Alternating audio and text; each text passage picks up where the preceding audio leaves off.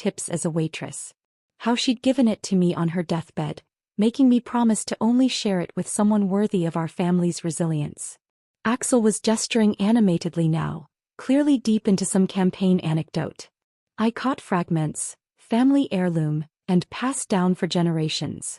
He was telling my family story, claiming my history as part of his narrative.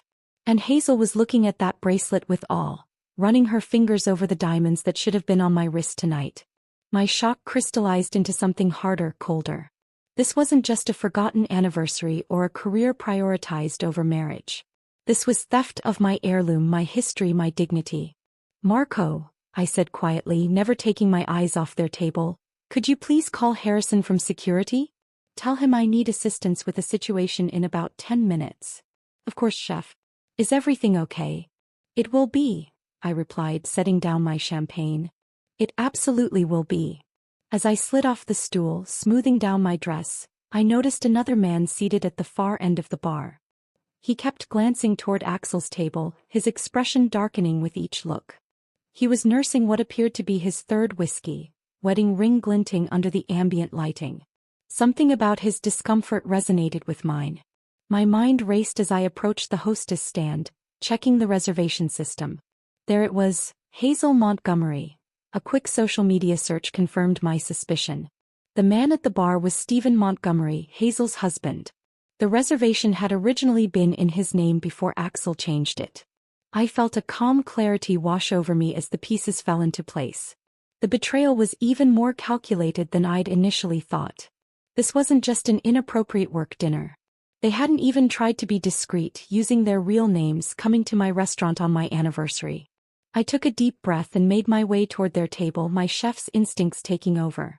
In the kitchen, timing is everything. The perfect moment to remove a steak from heat, to add the final seasoning, to present the dish. This confrontation required the same precision. As I approached, Axel still hadn't noticed me. He was too engrossed in whatever lie he was spinning, one hand now covering Hazel's, the diamonds of my grandmother's bracelet catching the light between their intertwined fingers. 3 steps away and I finally caught his eye.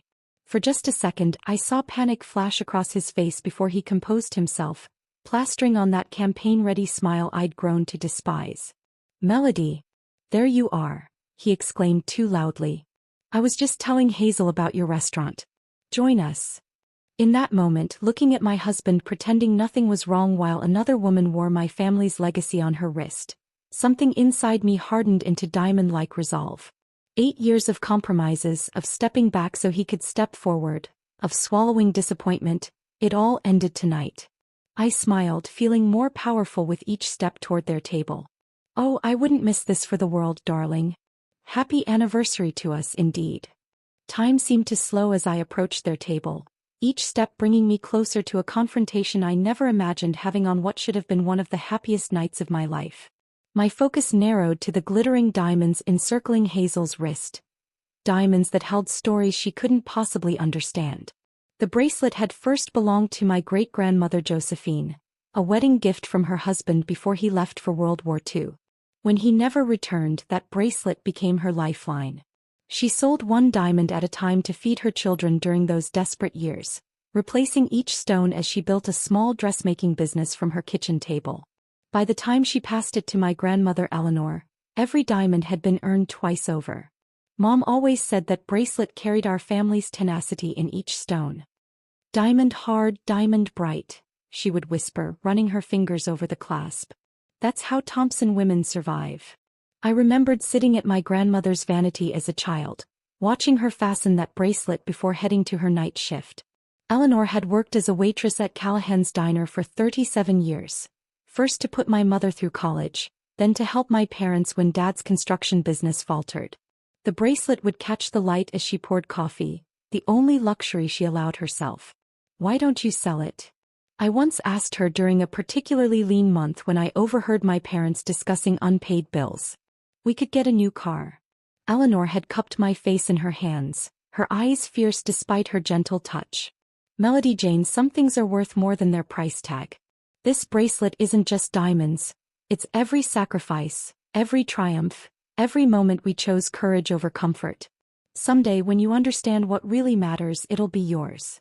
I understood in 2008, when the Great Recession hit and my grandmother faced foreclosure on the small craftsman house my grandfather had built with his own hands. I was in culinary school then, barely making ends meet myself. She called me one evening, her voice strained but determined. "I'm pawning the bracelet tomorrow," she said simply. "Gran, no. There must be another way. I can drop out, get a full-time job." "This is exactly what it's for," she interrupted. "Your education matters. This house matters. The bracelet has saved this family before and it will again." For 9 months, the bracelet sat in a pawnshop while my grandmother worked double shifts despite her arthritis, while I catered events between classes, while we both